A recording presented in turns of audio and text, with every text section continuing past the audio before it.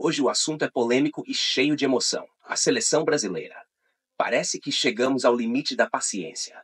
Depois de mais uma apresentação decepcionante e da polêmica declaração do Rafinha no pós-jogo, o Brasil inteiro entrou em combustão.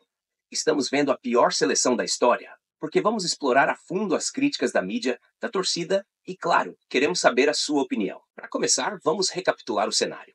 O técnico Dorival Júnior, que assumiu a seleção com grandes expectativas, até começou bem. Venceu a Inglaterra na estreia e empatou com a poderosa Espanha, mostrando um futebol promissor. Mas de lá para cá, o time acumulou 6 vitórias, 7 empates e uma derrota no ano. Parece aceitável? Talvez. Mas o problema não está só nos números. É o futebol jogado que está tirando qualquer vontade de assistir aos jogos. A torcida simplesmente cansou. A gota d'água foi a declaração do Rafinha após o último jogo, que deixou todo mundo incrédulo. Ele disse, e cito, "A gente jogou pra caramba." Isso. Depois de um empate frustrante e uma vaia ensurdecedora da torcida na Fonte Nova. O que era para ser um momento de autocrítica virou combustível para críticas ainda mais pesadas da mídia. Vamos ouvir alguns dos comentários mais marcantes. Da história desde 1930. A pior seleção desde 1930. A pior seleção. Jogadores medíocres. Me desculpe, Dorival Júnior, mas você não caiu bem na seleção. Me perdoe. Eu amo você. Tenho uma admiração enorme por você. Como treinador, muito mais como pessoa e como jogador que você foi. É a pior seleção da história. Treinador da seleção brasileira não entendam nada de futebol. Não é possível. Só que aí eles constroem um mundo paralelo onde parece que a seleção brasileira está bem. Será que eles não percebem que nem público mais tem no estádio?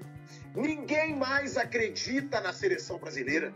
O torcedor cansou da seleção brasileira e está cansando desses discursinhos querendo fazer o torcedor de otário. A minha tristeza nesse jogo contra o Uruguai, o último do ano, que deixa o Brasil na quinta posição.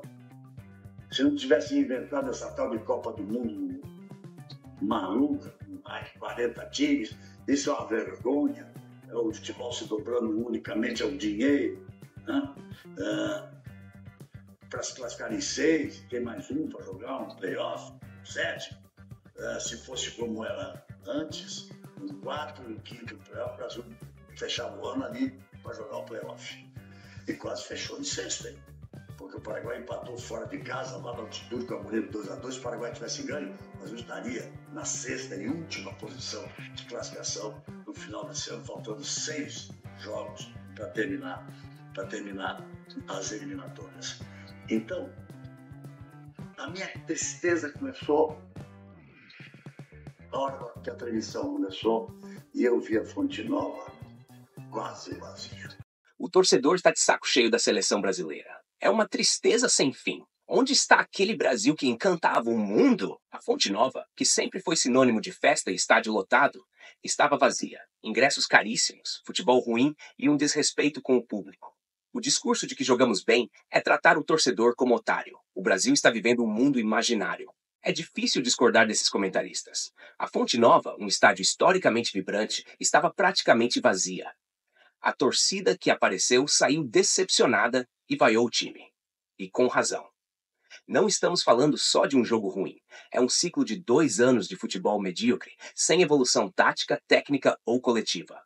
Voltando ao jogo contra o Uruguai, o Brasil foi completamente dominado. Apesar de ter mais posse de bola, algo que já era esperado, o time não conseguiu ser incisivo, não teve criatividade nem mostrou a velha garra brasileira. O Uruguai, por outro lado, jogou com raça, técnica e eficiência e saiu na frente sem dificuldades. É difícil acreditar que essa é a mesma seleção que no passado era temida e admirada por todos. Agora vamos falar sobre a declaração do Rafinha.